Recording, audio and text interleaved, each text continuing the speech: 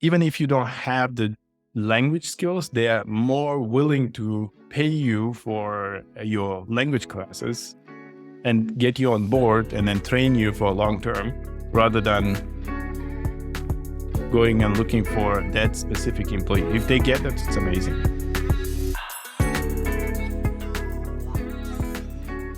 Thank you so much for chatting with us today, Muza. It's great to have you on board, and it's also great to get the perspective of someone who came from a completely different country, who's not European, and moved to Germany and has also lived everywhere. So that's fantastic. So the first thing we're going to talk about is what German employers are looking for in your curriculum vitae, so your CV. As a career coach, what kind of information do you advise people include in their CVs? First of all, thank you very much, Ali, for inviting and for the talk itself. It's a quite tricky question because it's not about the company itself per se, but it's about the culture what the company communicates to the outside world, right? Well, in general, Germany has no specific standards like you would expect specific topics on your CV.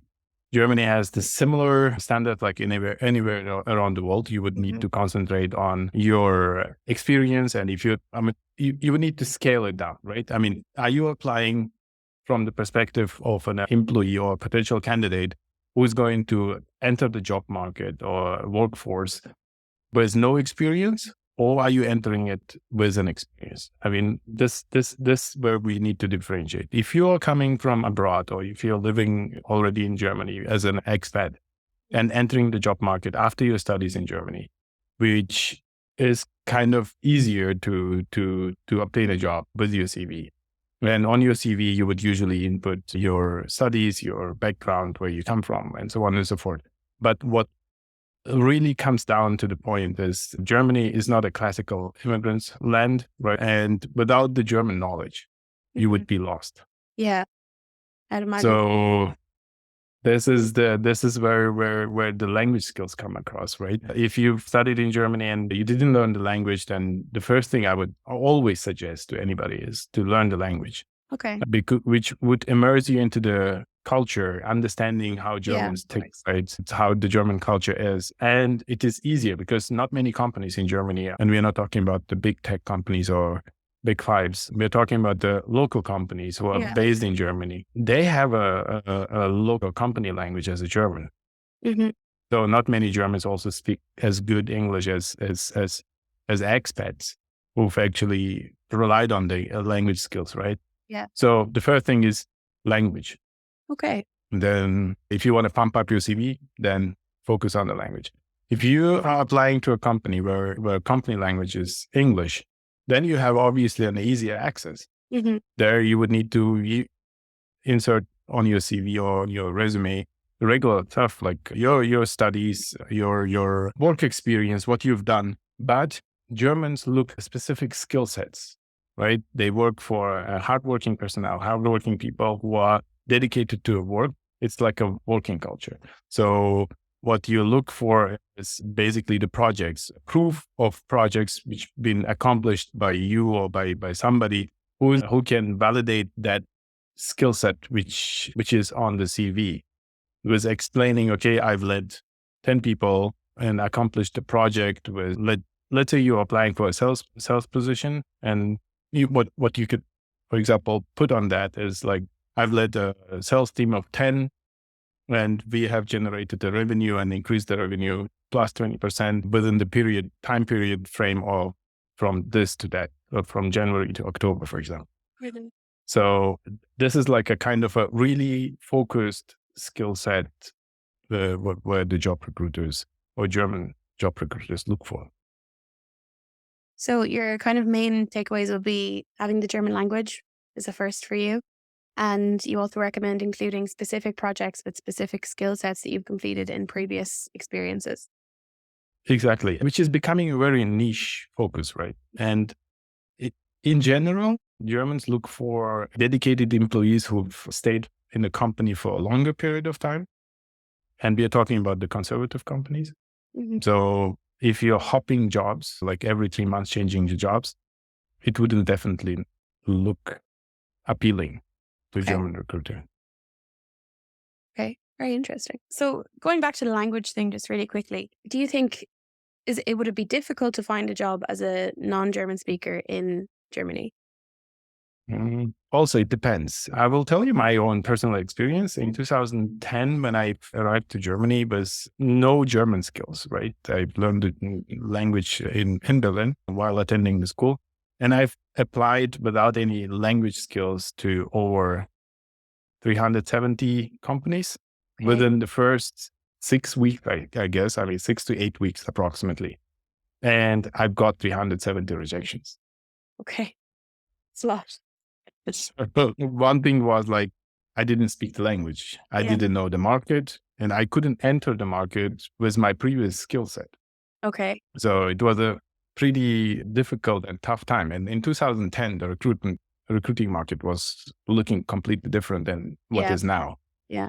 So in 2010, there were a lots of potential employees, and the job market was like flooded with qualities, and they could cherry pick. But now everything turned other way around. So Yeah. we've got the job market where quality employees are really tough to get. And there are lots of positions, specifically in IT or sales or product development, as well as the marketing area, where good quality employees with skill sets also quite on demand.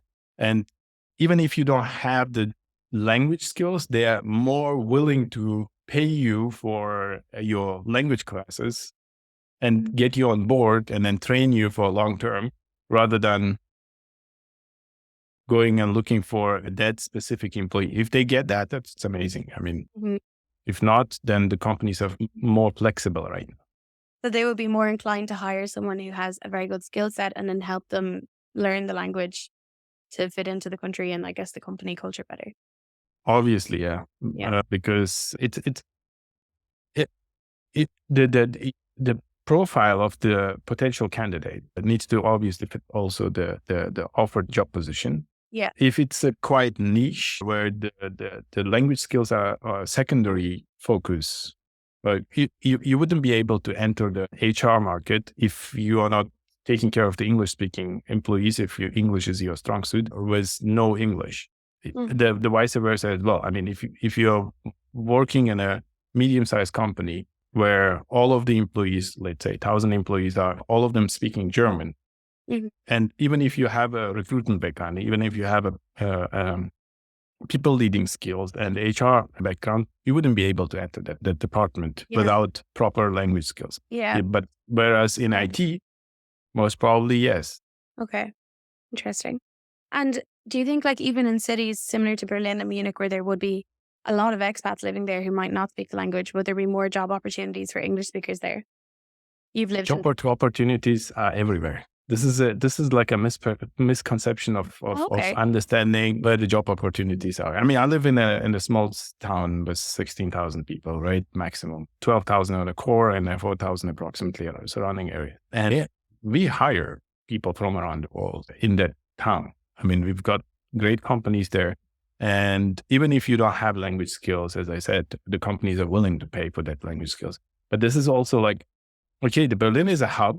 It's an amazing place to kind of get the first step and get the opportunities. I've got lots of friends who are Spanish speaking and they have a limited amount of German language skills, and they are still working in the companies. I've got a lot of Bulgarians. I've got a lot of, let's say, I also work with refugees who are coming to the country, Ukrainian or Russian skill sets, right? But they've also got the quality skills from a different part. But they're also entering the market. But there are only so many companies in Berlin who can hire you without any German skills. Yeah.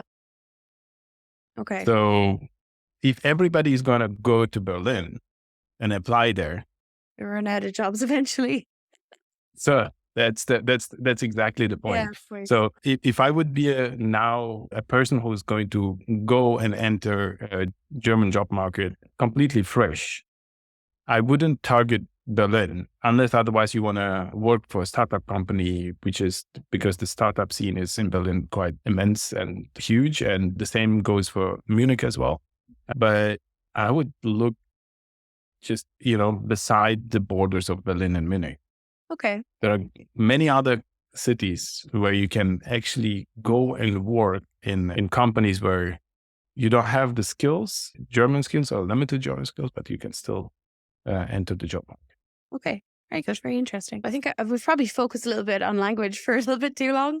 So we'll go back Yeah. to the actual structure of the CV itself, because that's obviously the most important part of any job application is your CV. How long do you think German should be, and what format would it typically be expected to be in? And do you have any recommendations for like resources or templates that expats who are moving to Germany could use for their CVs? Absolutely. There is no specific format. It used to be a listicle form previously, where in Germany, they usually start after the school, or that's what's taught in the schools. It used to be actually. They used to go with a listicle from the time of birth, school, and then the work experience. But that has shifted to international standards, which means not many companies care about now what grades you've got in the school, because it is not a validation or proof of success within the job. So they've shifted to international standard, which means from latest work experience or your current position, and then insert the things which you've accomplished within that position. But the further you go, like backwards on the history, the less important it becomes, because everybody is looking now on the latest skill set. Okay. And how you can utilize the transferable skills. So you got to focus. If, for example, if you're changing careers from a teacher to a marketing place, right, to become a marketing assistant, then you obviously didn't work in the marketing area, but you have a transferable skills like scripting, writing, storytelling. Yeah. So what you can do is you can actually focus on those transferable skills on your CV, and then adjust your CV depending on the company or depending on the position you're applying for. Yeah. And this is the most important at the moment. And the second thing, what I would suggest is definitely utilize the tools, like online tools like LinkedIn. I don't even remember for the past 7 years when I've physically applied for the position. I've reached out to LinkedIn. I've reached out to Xing contacts. Xing is like a German-speaking approach of the LinkedIn in German-speaking countries. So it was all done off the record. I mean, the position is there; it is advertised. But my approach was get in touch directly with a hiring manager, get in touch directly with a recruiter, which is much tactic. It's much more easier because you already have a specific contact with that person, and you can ask about the position. You can ask about what do they look for in that position, and then evaluate, okay, if this position is fitting my CV, or am I at all willing to work for this company with these requirements? That's a really good point, because obviously it's very good to actually get in contact with the hiring manager, because you get so much more knowledge about the job than you'd probably see on the actual job application or like job description. So it's actually, I'm going to keep that for myself. I'm going to keep that one up there. Yeah, absolutely. That's really, really clever. It's also like more personal, I think, to reach out to the hiring manager. They're going to remember you rather than if they definitely. Definitely. And if you stand out from the crowd as well. Yeah, 100%. And if you're reaching out, so obviously most job applications will require a cover letter with your CV. If you're reaching out to a hiring manager, are you sending a cover letter and a CV, or are you just contacting them? It depends. For example, if I wasn't successful enough to reach out to the hiring manager as a direct contact, like if I added them as a contact and I tried to put like a small template, I usually use a small template with, hey, I've seen this job. I think my profile fits perfectly to this job. I wanted to know more about the position itself, and I would love to talk to you about shortly. Do you have most people say, do you want to talk about it shortly? Well, I give them a specific time frame. Can we talk 5 to 8 minutes? Okay. Which is like a very short period of time, but it ends up to be a little bit longer. Mm-hmm. Because when you engage with the hiring manager, then you already know what kind of a specific things they're looking for. And in my cover letter, after that, I don't usually send out the cover letter. I usually send out the email, if it's an email, or directly on the LinkedIn with the info. Hey, we've just discussed about it. It was really nice. Thank you very much. This is my CV as we've talked about it, and that's it. Some companies still do require, which is like old school companies with a really conservative approach. Okay. But there is nothing wrong with that. It is just because the companies have lots of applicants maybe, and they would like to, but they don't have time. I mean, they don't have the hiring manager who has dedicated time period to talk through each and every candidate. In that case, I would include a cover letter. But cover letter doesn't have to copycat your CV. It needs to give a little bit more hooks, like hooking the person directly to you to review your CV.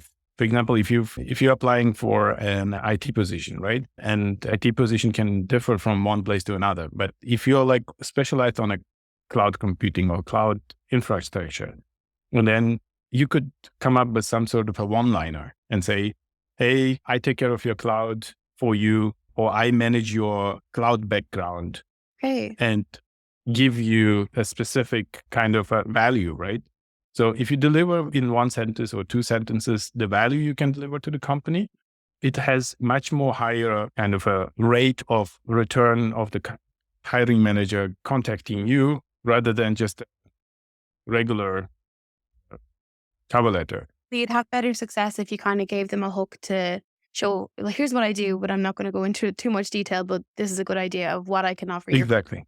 what I can bring to the table. Okay. Exactly. Because that saves initially the time for that hiring manager, because they're looking for a specific profile. We scan CVs, like hundreds and thousands, a lots of them. And there is nothing wrong to come up with some sort of a system how you scan the CV. So everything what is around the resume or the CV was funky, unless otherwise you're applying for marketing, like funky fonts or graphics or whatever it is. They're all distracting. Yeah. And the recruiters have learned to focus only on keywords. It's like almost SEO optimizing your CV so that the recruiters can find that specific keyword which they are looking for in their job profile. I love that. That's so clever. With your CV. That's brilliant. Yeah. No, I think it's really good idea to have keywords that kind of sum up your experience. I've done that myself in my last few job applications where I had keywords at the top that said, here's my skills, here's what I'm good at, here's what I can bring. And I heard back from nearly all of the jobs that I applied from because I had those keywords, they didn't have to read my entire, not that it's too long, but they didn't have to read my entire CV to know exactly what I was going to bring to the table. So it is a really, really good bit of advice. Absolutely. Absolutely. And what I also suggest is that I need to say it from the perspective of a person who has a very long name. And this is just to give an advice, because we have a lot of people applying from different countries, right? And if you have a long name, there is nothing wrong in shortening your name to the chase of a nickname. Like I do not use all 27 letters on my resume. I use only 4 letters of my first and the 4 letters of my last name. Okay. So you're kind of creating your personal identity within the company. If you get into the company, everybody will know you with that nickname and not with your full name. You might need to give your full name for legality and onboarding and so on and so forth. But then you're already like kind of helping the recruiters to address you properly. If you've inserted like a pronunciation of your name on your LinkedIn profile, it will help you. It will help the recruiter to address you properly, because not everybody speaks the same language. Like if you have an Indian background or the Uzbekistan background, some of the names are really difficult to pronounce in Europe, right? So you kind of taking the pressure off the recruiter. So they don't, I don't want to say that it's a name discrimination, but it is like kind of helping somebody else to address you properly, that they don't look at your name and they say, I'm not able to even pronounce it. Okay. Very interesting. I never would have even thought of that, but my name is really short, so I suppose it never came to me. But that's a really good point. I suppose it also it's probably not a good thing, but it can make you more approachable when it's not intimidating, because they know exactly what they need to say, or they can hear how they need to pronounce your name and not insult you in the process. Absolutely. So one more question about CV specifics, and you can answer this one with some anecdotes or whatever funny stories you might have. What are some mistakes that people make in their CVs when applying to jobs in Germany? The simplest mistakes is like contact details. I mean, if you cannot get in touch with the person after you've seen the CV and then the phone number changed and they put like a girlfriend's phone number because they're not comfortable talking in German if they get in touch with them, you know? You experienced So that? yeah, I Oh have, my I God. usually have that. So you, yeah, you get in touch with somebody and then like, oh, this is my husband's CV. I'm at work at the moment, so can we talk? But this is like it is funny, but it's like keep it professional, right? Yeah. And then to the point of the nicknames as well. I mean, sometimes people insert some kind of a email addresses, which is like the white fox. I mean, it's great, but it's like, yeah, the guy has a sense of humor, or the candidate has a sense of humor, but I mean, keep it professional. I mean, we are talking about the job application. We are talking about the more or less serious approach because they will be using those details in order Don't to use get your in email touch with. address that you made when you were like 12 years old and you Yeah, got a exactly. Yeah, nickname. exactly. Okay, so contact details and email addresses, two things to keep an eye on. Two things you can keep in mind. And when you use a photo, pay attention when you use the specific type of photo. I mean, I suggest usually don't use any photos in order to avoid kind of a biases a hiring manager or recruiter might have. But if you want to use the photo, which is absolutely fine as well, it is like candidate's choice. Don't use a photo which represents nothing. I mean, because your photo is like something a recruiter takes the CV in a hand to and then says, okay, you know, like this is your first phase, first point of contact, Impression. Yeah.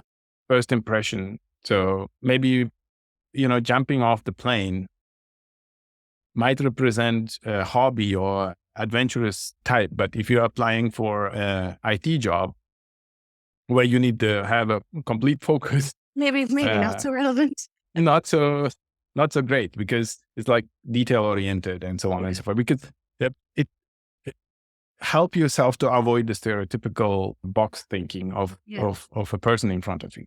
Yeah, of course. That makes sense. So just to sum up what we've discussed about German CVs, you advise people to prioritize their specific skill sets and projects that they've taken place in while actually creating their CV for a German job application. Skills are more important than language, but language is also really, really important. So you would also advise people to learn German, or at least show some initiative that you want to learn German when you're applying for a German job, because a lot of jobs will help you actually learn German. You also advise that hopping jobs every few months is probably not the best idea. It doesn't look great on your CV.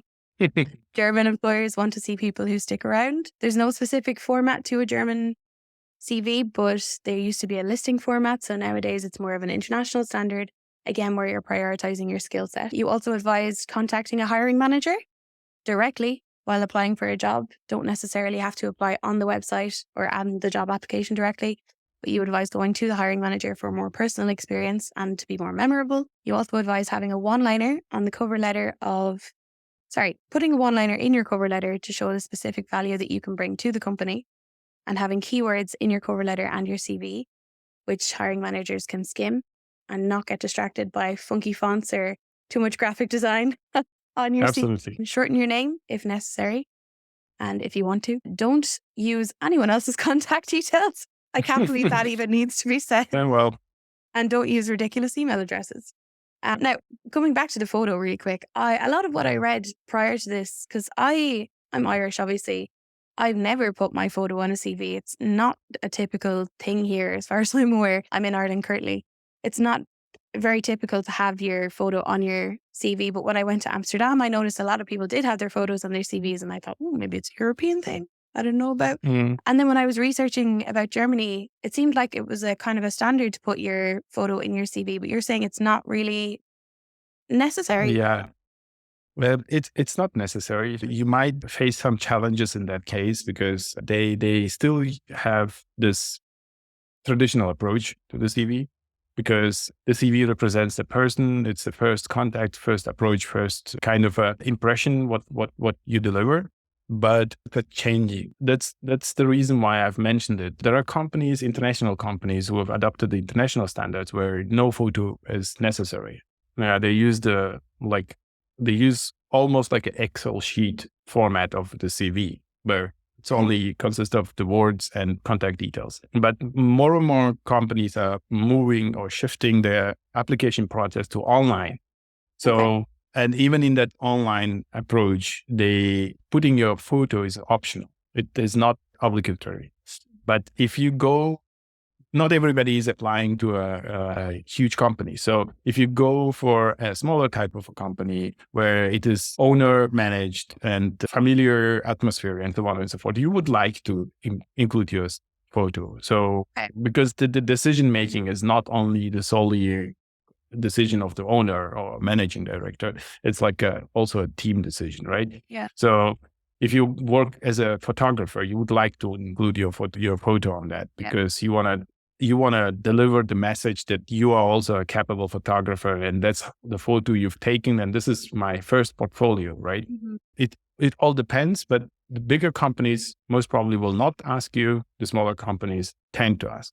I would avoid it, but this is my personal opinion, and I would I also don't regard mind you as an expert on it, though, because you are very good. Yeah, it all depends. I cannot push people to completely exclude the photo. Let me give you an example, right? Do you really want to work in a company where they have excluded your CV just because of your photo? Yeah, that's a very good point. You obviously would naturally want to avoid that. And that's what I always kind of wondered why people included it. And then a lot of people said, oh, it's just like it's your first impression. But I did also kind of think, why did I want to see what I look like before they've even read what my career experience is? So yeah, very interesting. Exactly.